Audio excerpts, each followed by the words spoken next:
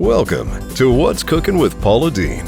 Spend a little time with Paula as she talks to her fans, makes some great dishes, helps with cooking problems, and she even gives some useful tips on how to make cooking easier and a whole lot more fun. Join us each week for What's Cooking with Paula Deen. If you have any questions or would like to talk to Paula, please send an email to podcast@pauladeen.com. Now, let's join Paula and see what's cooking today. Hey y'all, welcome to What's Cooking with Paula Deen today. It's a day that I'm going to take some questions and answers. Okay. Hi, I'm Pam, and I flew all the way from Washington State to see you. Today is my birthday, and I just want to say hi. And can you be my friend? Oh, Pam, I remember Pam. Pam was on this trip right by herself. She came all the way from Washington State, and I wound up visiting with her maybe a little bit too long because it kind of slowed down the line. But this woman just, I don't know, she just got to my heart. Because like I said, I hear a lot of things that people whisper in my ear that they might not tell their neighbors or family members. So my heart really goes out to some of the things. But yes, Pam, I'm your friend, girl.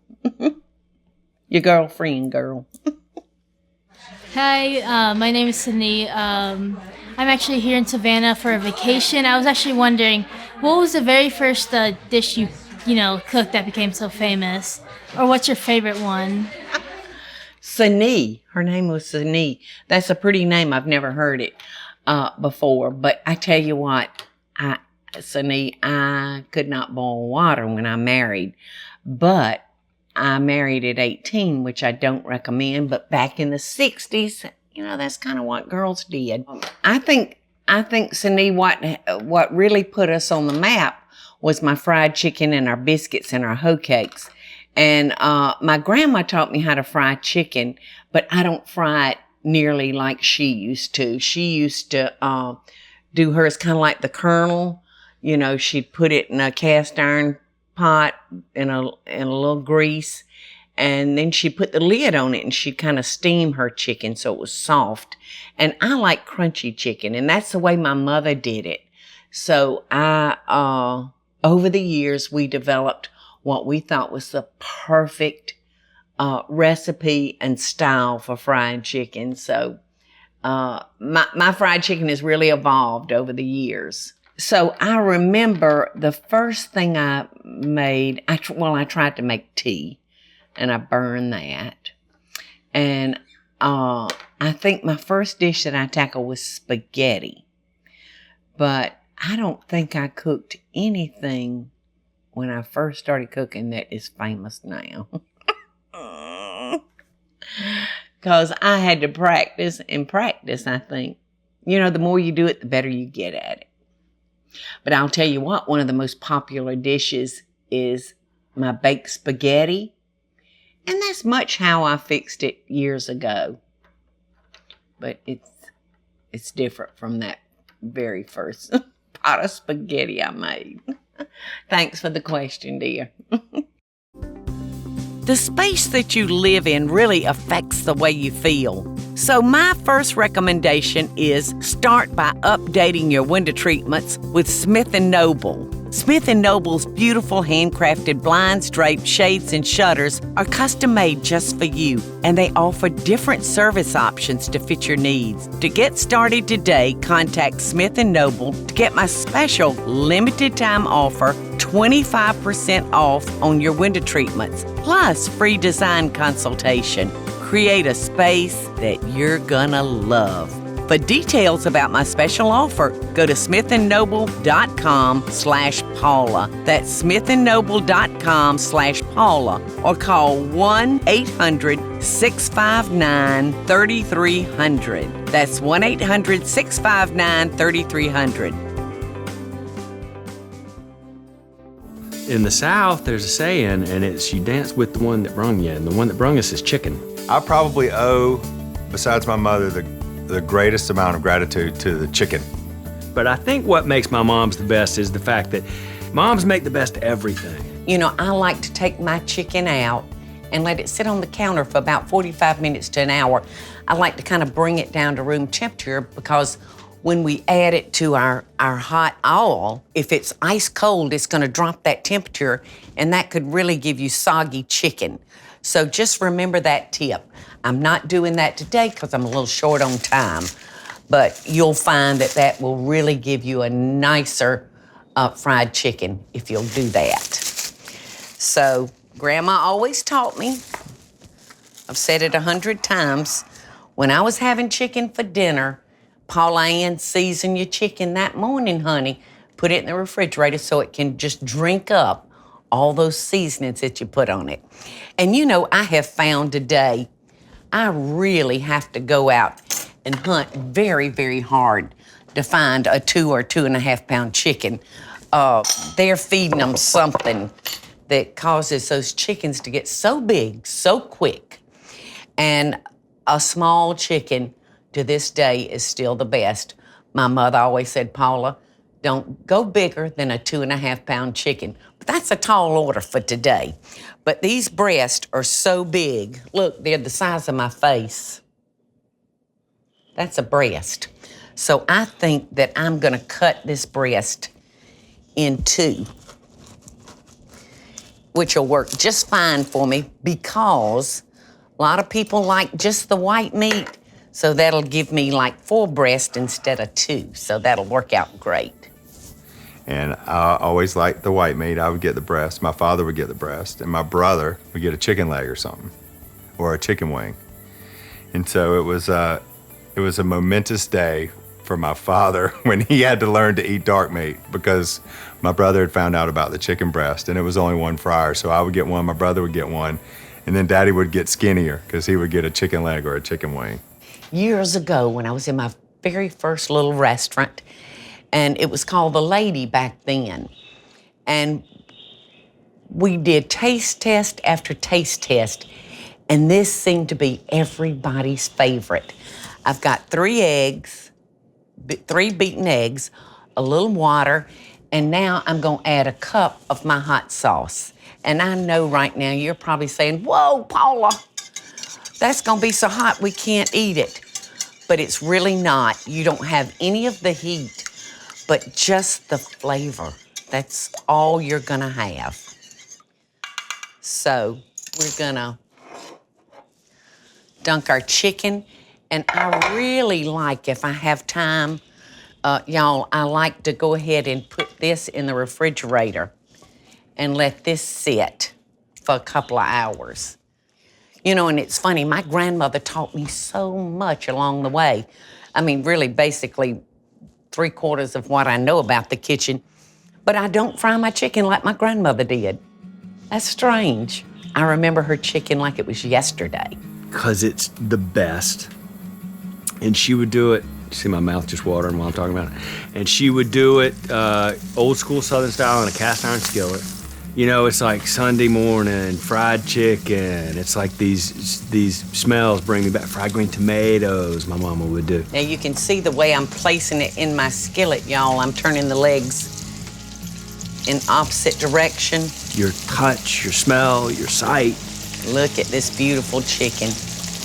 And people will say, Paula, what makes your chicken so good?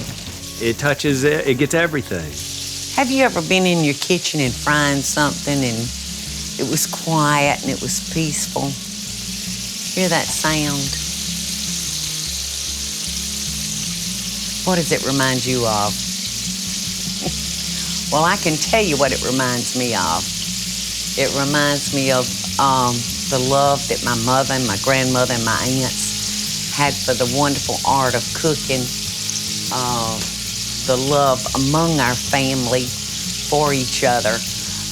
In fact, the love my grandmother had for her customers that came into her restaurant at River Bend when I was a small child. Takes me back to those safe years, you know what I mean? When Your feet were under your mother's table and your daddy's table and your grandmother and granddaddy's table when you knew nothing could hurt you because they were going to protect you and keep you safe. You didn't have a worry in this world except what was your next new swimsuit going to look like.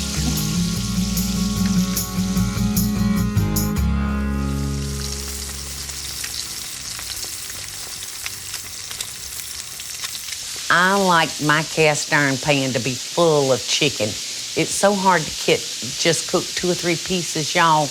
You just can't get it regulated. So, you know, don't worry about there's only 2 of you. Go ahead and fry that whole chicken because I'm here to tell you, honey, makes the best chicken salad you've ever seen. Just pull off that crust, take that meat off the bone, and that seasoning is already there.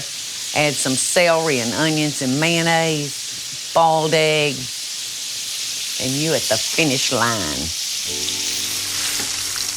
You know, most of your grandmothers or grandfathers will have cast iron. Well, whatever you do, don't throw it out. Scrub it good with just hot water and then grease it up, and you can put it in a paper sack and throw it in the closet and let that cast iron drink back up that grease. Don't use all, use a solid shortening. Or you can coat it with your solid shortening, put it in the oven, just leave it in there, and every time you're in your kitchen piddling, turn your oven on and just let that shortening bake into it. And once again, you'll have a great seasoned pan. And this round of chicken is about to get ready, y'all. My mama's fried chicken is that perfect blend of crunchy, yet succulent and juicy and moist and delicious. And it's just hot and crunchy. And it's my grandmother's chicken, and it's my days in the trailer, and it's the times with my father eating a chicken leg in Albany. I mean, fried chicken is one of those things that it's such an important part of the Southern table. It's really the main attraction. The smell, the aroma just takes me back in time. And it's a flavor that's affected not only my family, but a lot of people. We've shared a lot of tears over fried chicken at our restaurant. See, that breast is already looking really, really good. And this is something else that we do at the restaurant. We take our tongs and we'll go right down the side of each side of that bone to open that chicken up to make sure it gets good and done. And you'll want to do that not on the skin side, but on the skinless side. See that? See what I'm doing? The water from the chicken is coming out and causing that fryer to just sizzle.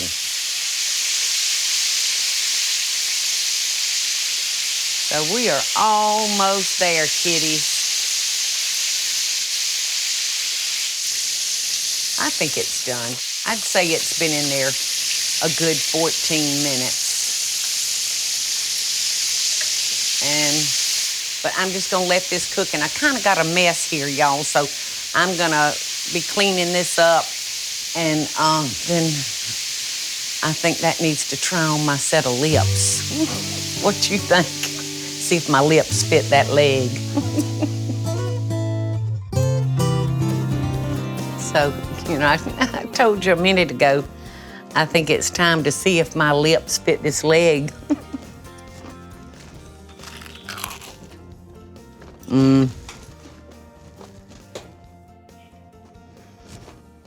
It's so good.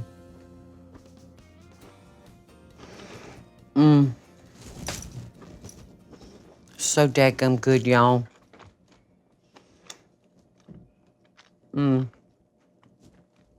Brings back so many memories. You know, I remember that first Wednesday in our first little restaurant that was located in the Best Western. The boys kept saying, "We need to do a buffet, Mama. We need to do a buffet." So I said, okay, we'll try it. We'll do hump day buffet on Wednesdays. We didn't have enough seats. There were so many folks there. And they were there for this. The one way that I knew that I could show my family I loved them was to fry them some chicken. And my mom would just make it so good. You know, I never knew growing up when it came time to eat that we didn't have a lot of money. There might have been other times, but not when it was time to sit down at the table. We were always rich when we sat down to eat. And all these years later, it still reminds me of the way I showed my love for them. Might not could buy them the newest toy, but I could fry them some chicken. Yum, yum, yum. I need a piece of white bread and some hot sauce.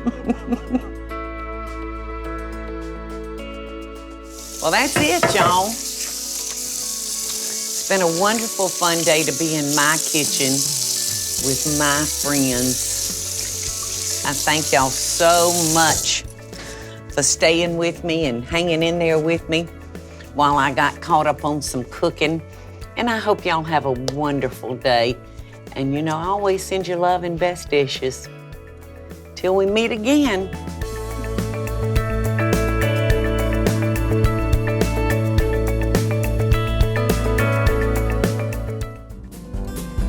Join us each week for What's Cooking with Paula Deen. Spend a little time with Paula as she talks to her fans, makes some great dishes, helps with cooking problems, and she even gives some useful tips on how to make cooking easier and a whole lot more fun. If you have any questions or would like to talk to Paula, please send an email to podcast@pauladeen.com. Join Paula and see what's cooking today.